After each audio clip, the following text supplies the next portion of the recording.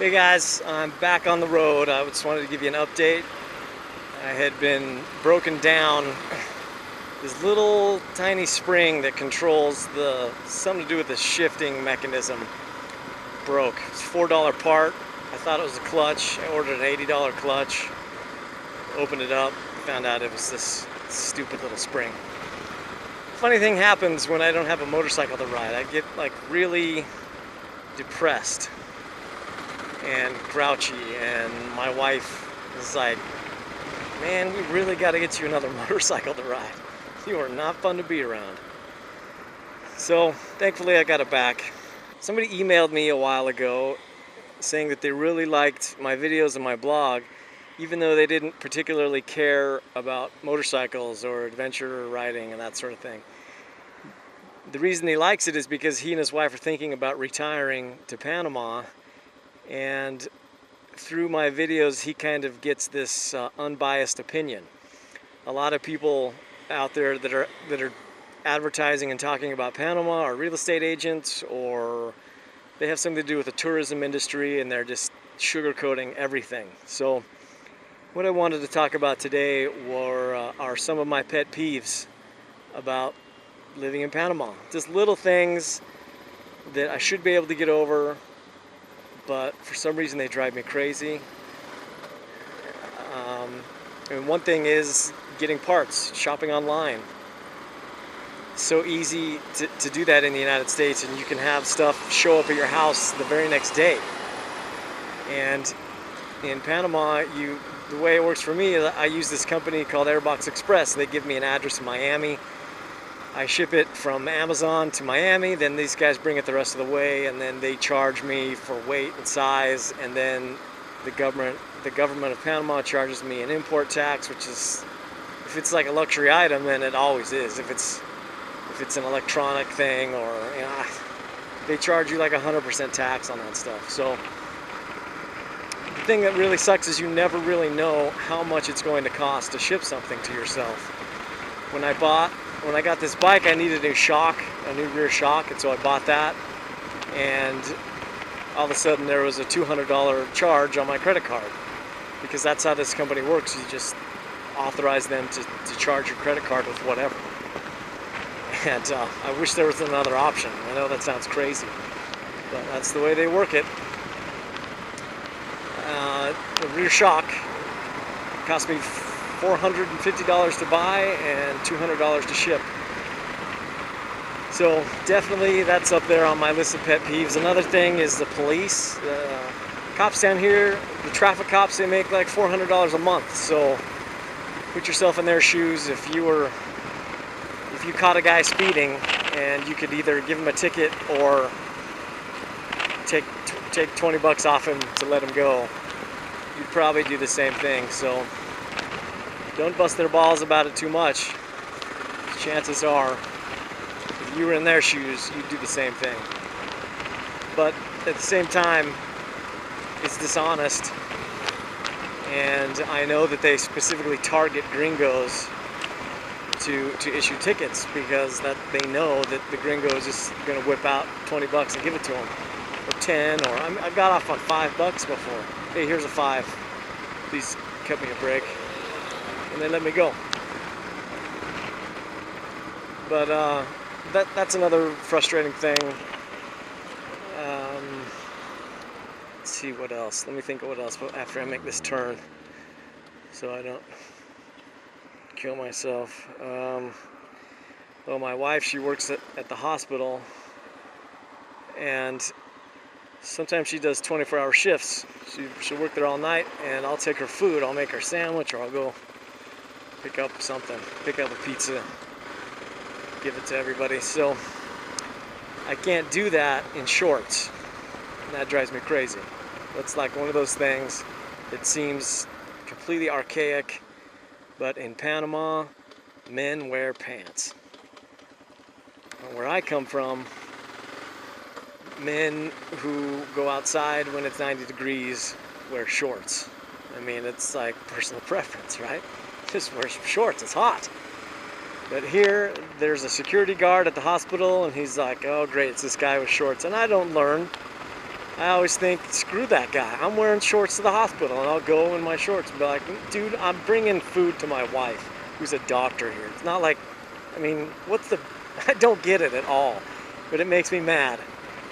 And if it happens again, I'm going to douse myself in gasoline and set myself on fire in front of the hospital just to show that security guard.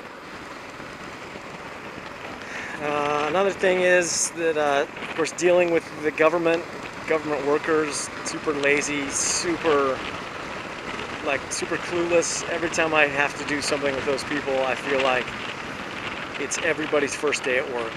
No one knows what's going on. No one knows how to solve a problem. It makes me crazy. And if you immigrate to Panama, you're going to have to deal with that a lot. You're going to have to get your residency here. You're going to have to get your pensionario status. You're going to have to get a driver's license in Panama. And all of that is going to mean dealing with lawyers and dealing with government agencies. And you're going to, never in your life will you have been surrounded by so many clueless people, including the lawyer that you're paying a whole lot of money, that graduated from school. They're going to be dumb. They're going to be clueless. Even if that lawyer was highly recommended by somebody else who had no problems, you're going to hire them, and that lawyer is going to have just had a lobotomy and not know anything anymore. And that's the guy that you're going to hire. There's nothing you can do about it. You're just going to have to be patient and keep giving that person money and not seeing any results, but they're going to be able to kind of hold you hostage because they have the knowledge and they have your paperwork, and you're going to just keep paying them. So that makes me nuts. That makes me nuts. But if you move here, that's going to be one thing that you're going to have to deal with straight away, and it's probably going to make you go, what on earth was I thinking moving to a country that treats people like this? But it could be worse. You could be a Mexican or a Panamanian and attempt to immigrate to the United States, where they treat every single immigrant like a criminal, like a hardened criminal. It could be worse. There's one other thing that drives me nuts about Panama. It's retail stores. Standard layout for a retail store is they've got two double doors, right? One on this side has a deadbolt, one on this side has a post that goes into the floor and a post that goes into the door frame. That's how it locks. Well, in Panama, they always keep the door on this side with the posts, they keep it locked. During business hours, people are trying to come in and out, and one of their doors is locked, and for some reason, 100% of the time I try to go to a retail store, I end up slamming into the door that they left locked. And it makes me so mad. I've gone to stores before, slammed into the door, and just turned around and left. Only to have an employee come out, oh no, it's this door, this one's open, we're open. And I'm like, I don't care. If you're open, then unlock your doors, because I'm going home, I'm done. Like one little thing will happen, I'll be like, I'm done. I didn't really want to spend money today anyways, so screw this, I'm out. Retail stores, I mean, that's just the perfect example of how everything is so culturally different. You're not going to leave the United States and come to Panama and live somewhere that has nicer weather and a lower cost of living, except it's just going to be just like the United States. You know, things are going to make sense, and people are going to see a problem and think about it and solve it. You know, small stuff like, should we open both doors today? Not like that. The only reason I can think that they do that is to stop shoplifters from running out the door, but those shoplifters just came in that same door. They're gonna know which one's locked. So that drives me nuts. Another thing that it's happened to people that I know. It hasn't happened to me. They go to a grocery store and there's a certain brand of something that they really love, yogurt or peanut butter or whatever. They just love that brand. And so they keep buying it up, and everybody's buying it up, and then they go there and it isn't there.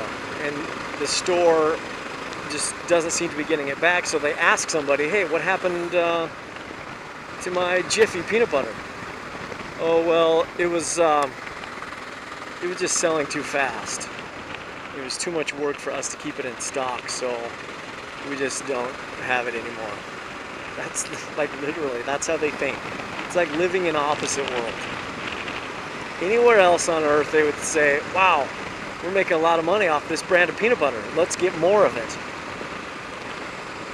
But here in Panama, they look at the problem and they think, this guy that we're paying $3 an hour to carry peanut butter from the back room and put it on the shelf, he's just getting overworked.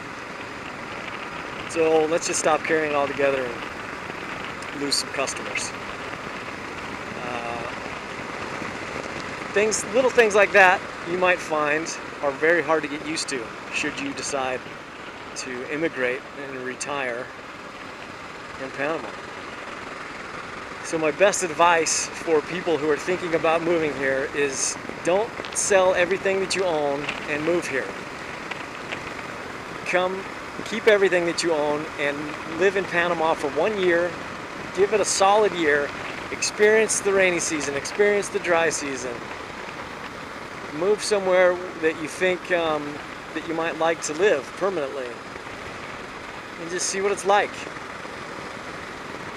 Because it's going to be very different than what you're used to.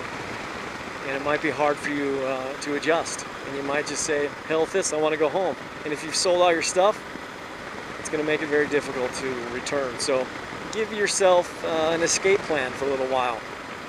So if it doesn't work out, you have something to fall back on. If you come down here and you're here for a year and you love it, or you love some things and you hate some little things like I do, but you decide that you can deal with it because, I don't know, you like it, then anyways, that's my advice for moving to Panama. I'm glad I have the bike back. I'm glad to be on the road again, talking to myself. And I hope to be making a lot more videos over the next month or so. I just remembered one more pet peeve, and that is security guards. There are security guards everywhere. I went to pay our car insurance the other day, and to get into the insurance agent's office, I had to be wanded, and it went off on my car keys, and I had to be patted down just to go inside and pay some insurance. You go to a bank, you're going to be wanded and patted down. You're wearing a hat, you have to leave your hat or your bandana outside. The police can pull you over at any time for no reason. They just set up checkpoints. I mean, it's like living in communist Russia sometimes. I mean, it isn't, but it is. There are checkpoints, random checkpoints set up. There are checkpoints that are always there. And they just stop everybody and start checking IDs. No one's done anything wrong. No one's speeding. No one has a brake light out. They just check IDs. And that's something that in the United States is supposedly against the Constitution. You can't, a police officer can't just stop you and check your ID for no reason. He has to have probable cause. So it's another thing that gets really annoying. The security guards and the police just being too much. I mean, it's an insurance company. Why, when I go into the insurance company, do I have to be frisked? And then once he clears me, he knocks on the door, and then someone inside the building pushes a button and buzzes the door open. Seriously, to pay insurance. I don't know why they feel like they need to do that, but there's a guy with a shotgun at the front door, and it just seems like overkill to me. Maybe they know something I don't. Maybe this is like some war-torn country where armed bandits go marauding around the countryside, but it's frustrating. Gets on my nerves. Pet peeve number 300,070,000. I'm out.